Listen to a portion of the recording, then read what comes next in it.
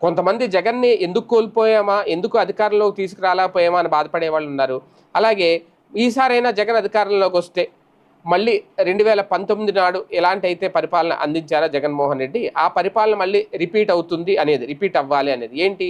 ఇంటింటికి అప్పుడు నవరత్నాల పేరుతో సంక్షేమ పథకాలు అందించిన తీరు ఏదైతే ఉందో అది మళ్ళీ వస్తుందని అనుకున్నారు. మెరుగైన సంక్షేమం అందిస్తామని కూటమి ప్రభుత్వం చెప్పిందంటే దాని అర్థం అదే అనుకున్నారు.